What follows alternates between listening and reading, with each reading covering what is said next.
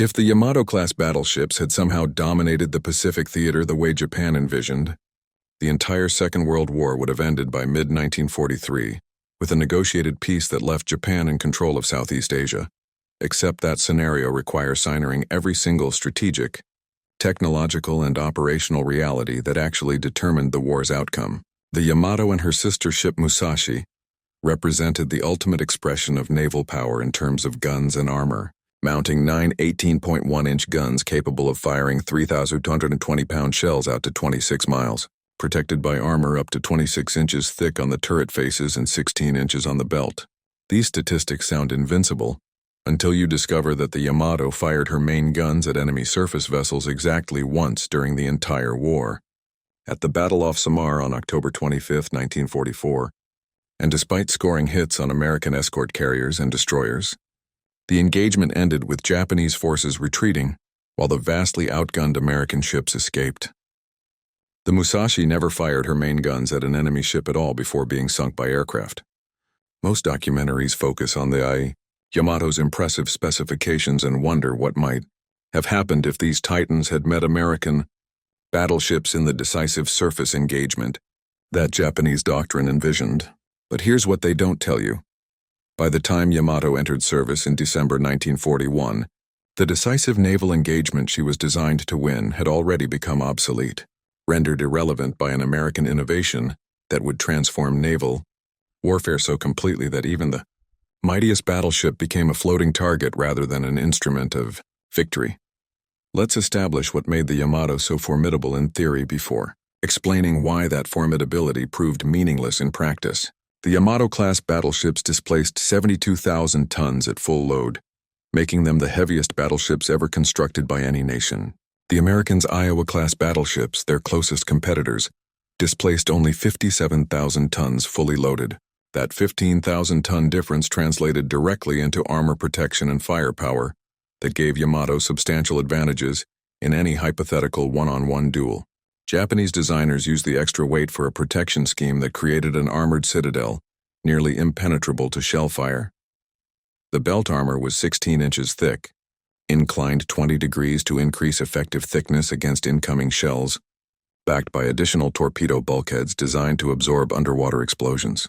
The main turrets featured 25.6-inch faceplates, the thickest armor ever installed on a warship, sufficient to defeat shells from any gun afloat.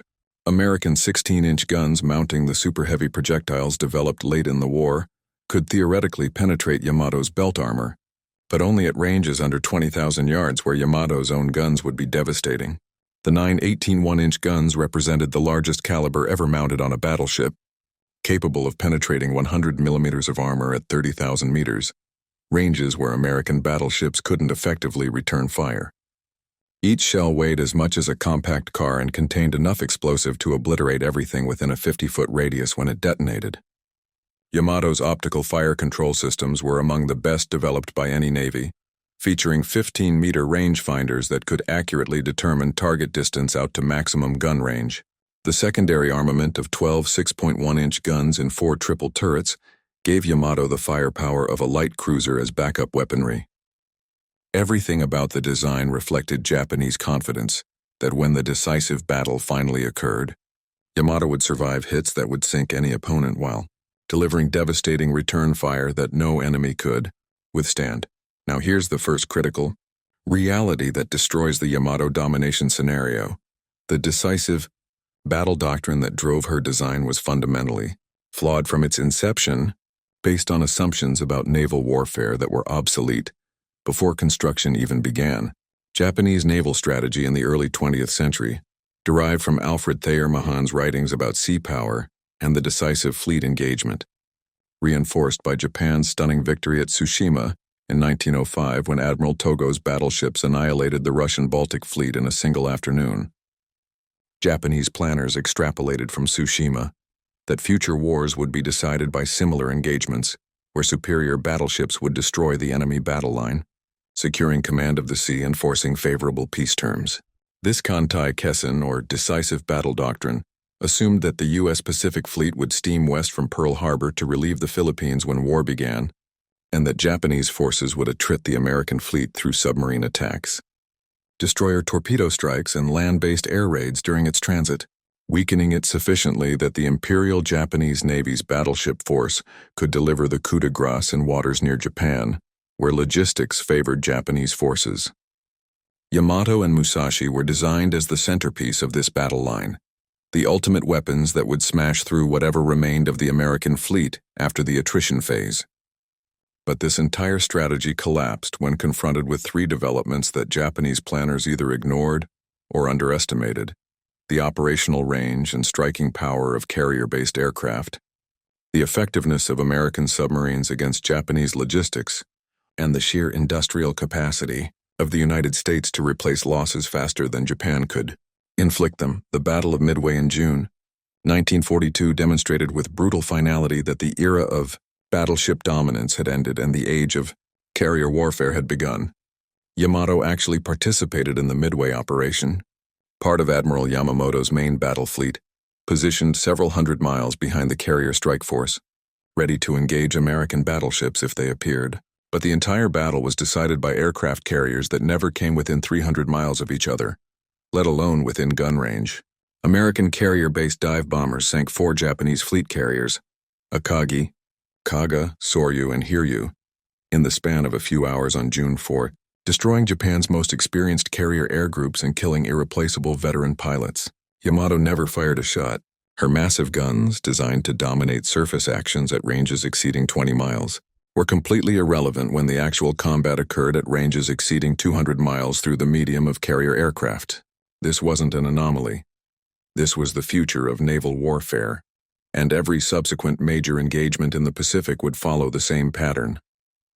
The Battle of the Philippine Sea in June 1944, dubbed the Great Marianas Turkey Shoot by American pilots, saw American carrier aircraft destroy 3 Japanese carriers and over 400 aircraft, while Japanese surface forces, including Yamato and Musashi, contributed virtually nothing to the outcome.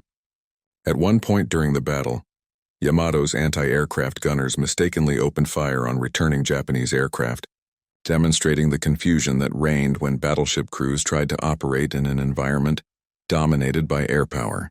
The reality was that aircraft could deliver concerted attacks at 200 miles or more, whereas battleships could only engage at 20 miles or less. This tenfold difference in effective range meant that carriers dictated when and where engagements occurred, while battleships could only respond to situations that carriers created. But the fuel consumption and operational logistics reveal an even more fundamental problem that would have prevented Yamato from dominating anything even if surface engagements had occurred regularly. Yamato consumed approximately 14 tons of fuel oil per hour at cruising speed of 16 knots.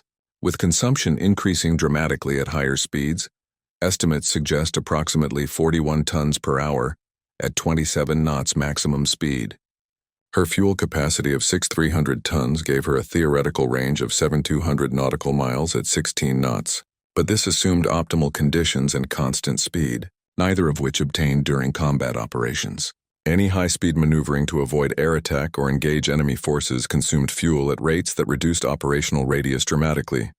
More critically, Japan's oil supply situation deteriorated catastrophically as the war progressed, constraining operations even when ships were mechanically functional. Japan had gone to war in 1941, specifically to secure access to oil resources in the Dutch East Indies after the United States.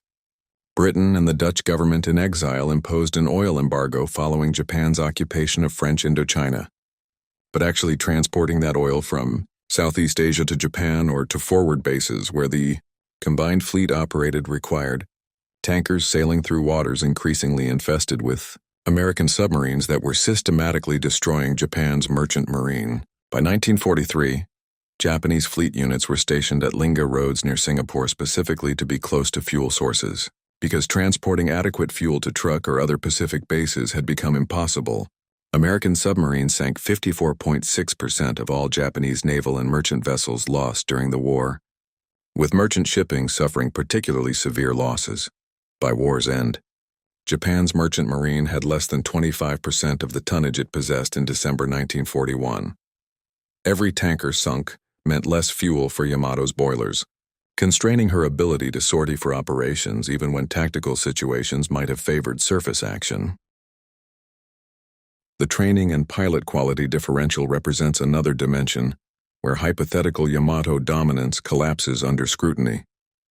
For Yamato to dominate Pacific naval warfare, she would need to survive in an environment where American carrier aircraft posed the primary threat, which required effective anti-aircraft defense.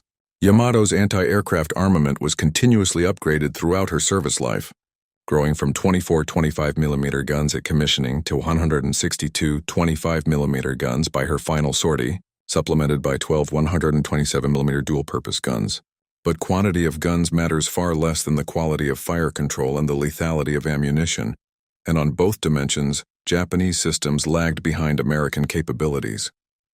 Japanese anti-aircraft fire control relied primarily on optical directors, without the radar integration that gave American ships such decisive advantages. American battleships and cruisers equipped with Mark 37 gun directors integrated with radar could track and engage aircraft in complete darkness, through clouds, or in poor visibility conditions that rendered optical directors useless. The proximity-fused VT shells that American ships began using in 1943 revolutionized anti-aircraft warfare by exploding when they detected the target's proximity, rather than requiring direct hits, increasing effectiveness by an order of magnitude. Japanese forces never developed comparable technology, relying on time-fused shells throughout the war that required gunners to accurately predict altitude and timing, a nearly impossible task against maneuvering aircraft. Even more importantly, the quality of American naval pilots increased continuously throughout the war, while Japanese pilot quality declined catastrophically. American training programs rotated experienced combat pilots back to training squadrons as instructors, creating a multiplier effect where veterans trained new pilots who entered combat with hundreds of hours of flight time, including extensive training in their operational aircraft type. By mid-1944, the average American naval pilot entered combat with over 500 hours of flying experience.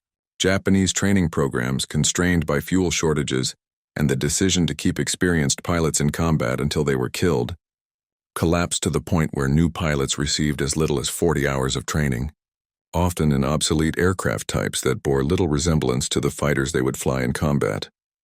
At the Battle of the Philippine Sea, American pilots slaughtered inexperienced Japanese aviators in lopsided engagements that demonstrated how completely the balance of pilot quality had shifted.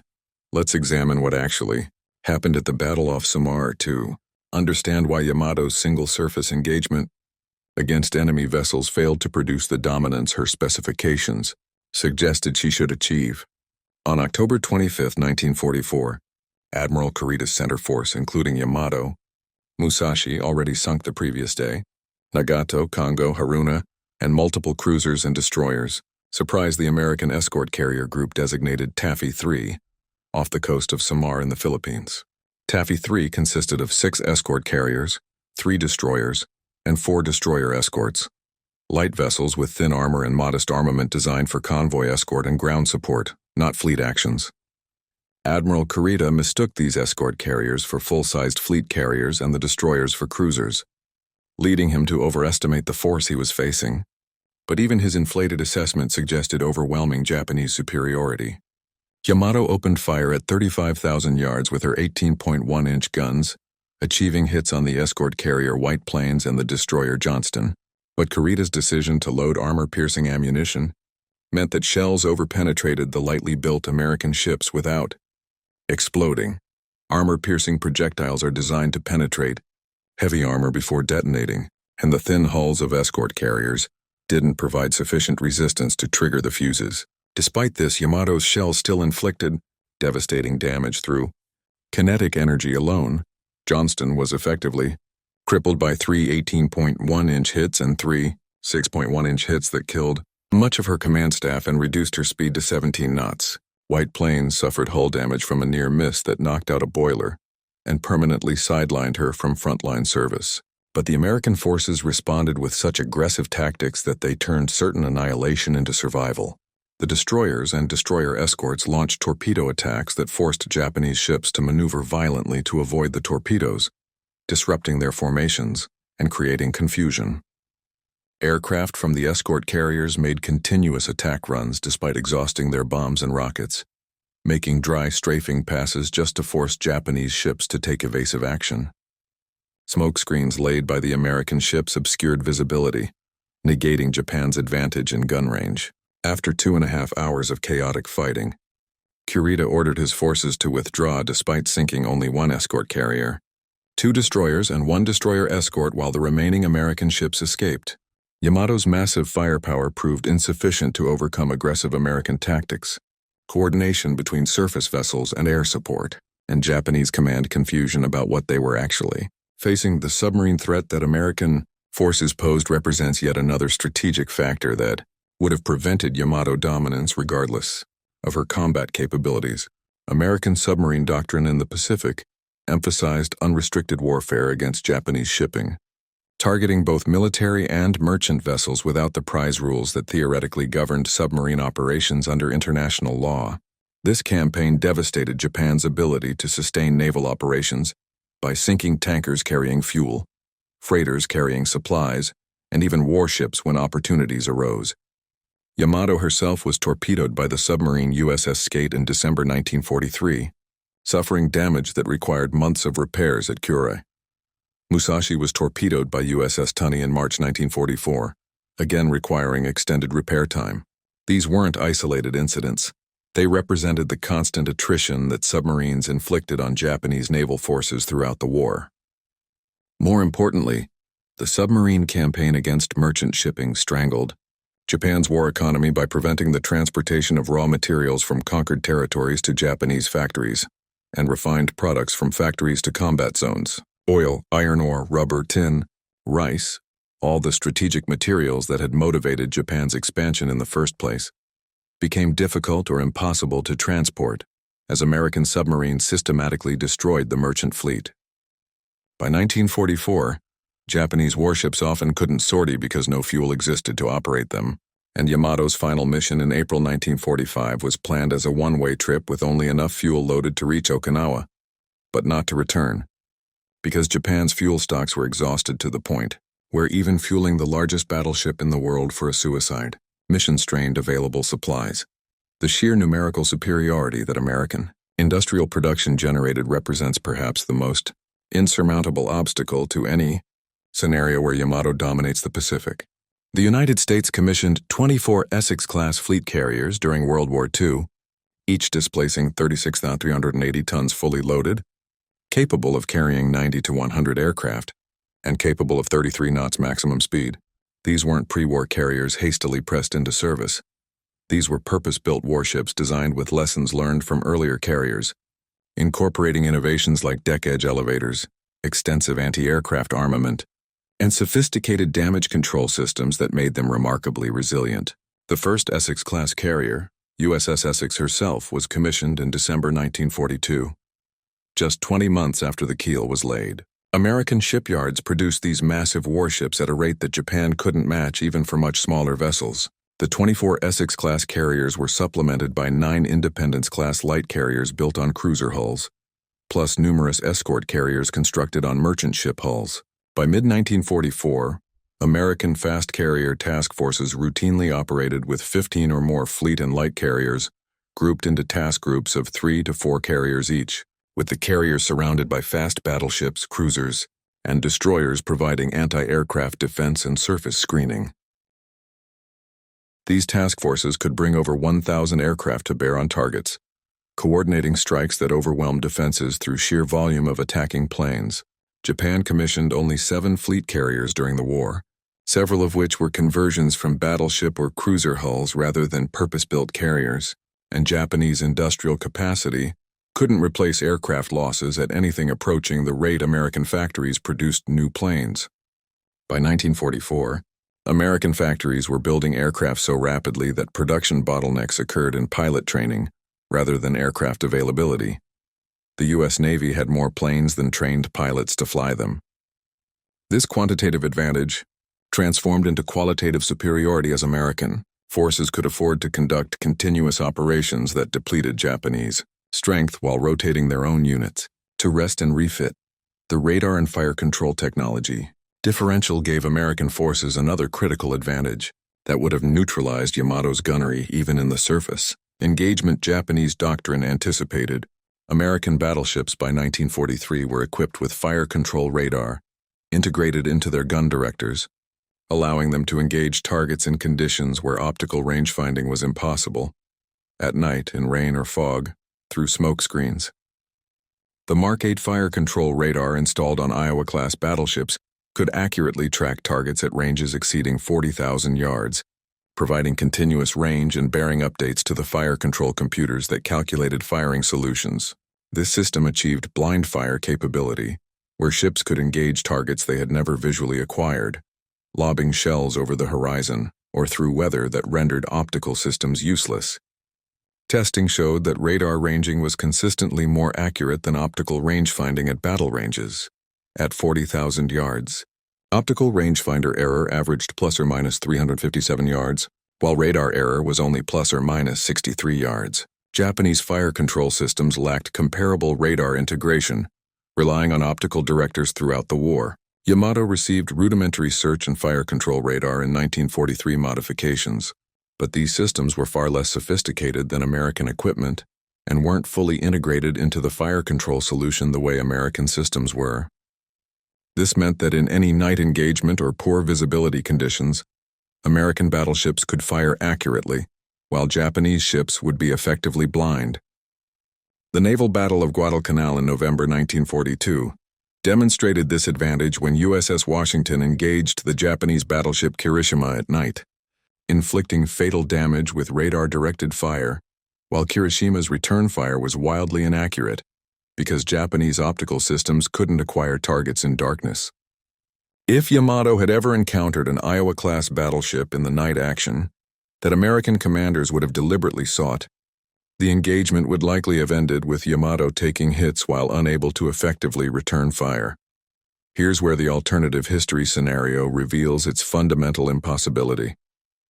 For Yamato to dominate the Pacific theater, you would need to assume that carrier aviation never developed the range and striking power it achieved historically, that American submarines didn't devastate Japanese logistics, that American industrial production didn't generate overwhelming numerical superiority, that radar fire control didn't give American surface forces decisive advantages in night engagements, and that Japanese training programs produced pilots as skilled as American aviators despite fuel shortages and the loss of veteran instructors. Remove any of these assumptions and Yamato's dominance evaporates. Accept all the historical realities and Yamato becomes what she actually was, a magnificently engineered white elephant, a symbol of a naval doctrine that had become obsolete before she was launched, a ship without a viable mission in the war that actually occurred. Japanese planners in the 1930s designed Yamato to win the decisive surface engagement that Mahan's theories predicted, and Tsushima seemed to validate. But Mahan never said that winning the decisive battle would win the war. He said it would grant command of the sea, and that command of the sea enabled everything else. By 1942, command of the sea was achieved through carrier air groups that could strike targets hundreds of miles away, supported by logistics that could sustain continuous operations, backed by industrial production that replaced losses faster than the enemy could inflict them. Yamato's guns were useless against aircraft flying at 15,000 feet and 200 miles away. Her armor was irrelevant when torpedoes struck below the waterline, or bombs penetrated the thin deck armor. Her sophisticated optical fire control provided no advantage when American radar could track targets in conditions where optical systems failed. Every dimension of her design optimized for a type of warfare that no longer existed. The final sortie of Yamato in April 1945 epitomized the bankruptcy of the battleship-centric doctrine and the futility of trying to achieve dominance through surface action in the carrier-dominated environment of late-war Pacific naval combat. Designated Operation Tengo, the mission called for Yamato, the light cruiser Yahagi, and 8 destroyers to sail from Japan to Okinawa, beach themselves, and serve as unsinkable gun batteries supporting the defense of the island. The force was loaded with a full ammunition load but only enough fuel for a one-way trip, explicitly acknowledging that return was impossible and that the mission was a suicide operation. Japanese commanders knew that the ships would be detected and attacked by American carrier aircraft, but hoped that simultaneous kamikaze attacks might distract American forces sufficiently for Yamato to reach Okinawa. The force sortied on April 6, 1945, and was spotted by American flying boats hours after departure. On April 7th, Task Force 58 launched over 400 aircraft from multiple carrier groups to intercept the Japanese force. Yamato and her escorts had no air cover. The remnants of Japanese naval aviation had been expended in kamikaze attacks, or grounded due to fuel shortages and pilot losses. The first wave of American aircraft attacked at 12:30 p.m., and for the next 2 hours, wave after wave of dive bombers and torpedo bombers struck the Japanese ships. Yahagi was hit by at least 8 torpedoes and 11 bombs in 90 minutes, capsizing and exploding at 2:05 p.m. Yamato absorbed tremendous punishment. Post-battle analysis estimated 19 torpedo hits and 17 bomb hits, overwhelming even her massive armor protection. The torpedoes concentrated on her port side, creating progressive flooding that couldn't be controlled, causing Yamato to list increasingly to port despite counter-flooding attempts. At 2:20 p.m., the list exceeded 20 degrees, making anti-aircraft fire impossible as guns could no longer train on targets. At 2:23 p.m., Yamato capsized and exploded when her forward magazines detonated, sending a mushroom cloud nearly 20,000 feet into the air, visible from Kyushu, 100 miles away. Of her crew of nearly 2,400, fewer than 300 survived. The entire engagement occurred without Yamato firing her main guns at a single enemy vessel. She was sunk by aircraft from carriers that remained over 200 miles away, beyond even theoretical range of her 26-mile guns. The mission that was supposed to demonstrate Japanese fighting spirit instead demonstrated the complete irrelevance of battleships in modern naval warfare. So what would have had to change for Yamato to actually dominate the Pacific theater, the way her specifications suggested she could? Aircraft carrier development would need to stall in the 1930s, maintaining carriers as reconnaissance platforms rather than primary strike weapons. Submarines would need to remain the ineffective commerce raiders they were in World War I, rather than evolving into the devastating weapon they became. Radar development would need to stop before achieving fire control applications. American industrial capacity would need to contract rather than expand during mobilization. Japanese oil supplies would need to remain secure, despite American attacks on tankers and refineries. Pilot training would need to maintain quality despite fuel shortages and instructor losses. None of these changes occurred, and most were impossible given the technological trajectories and industrial capabilities of the belligerents. The Pacific War that actually happened was decided by logistics, industrial production, technological innovation, and operational adaptation, all dimensions where the United States held overwhelming advantages that Japanese battleship gunnery could never overcome. Yamato represented the apotheosis of a technology that had peaked, the ultimate refinement of guns and armor that were rendered obsolete by the aircraft carrier just as the carrier would later be challenged by missiles and submarines. Her construction consumed resources that Japan desperately needed for carriers, aircraft, anti-submarine vessels, and merchant shipping. The actual determinants of naval power in the war Japan was fighting. Every ton of steel that went into Yamato's hull and turrets was steel that couldn't build 3 destroyers or 5 submarines or 10 aircraft. Every skilled worker assembling her machinery was a worker unavailable for aircraft production. The opportunity cost of building history's largest battleship represented a strategic mistake that hastened Japan's defeat, rather than providing the dominance her designers intended. The lesson from Yamato isn't that bigger guns and thicker armor don't matter in naval warfare.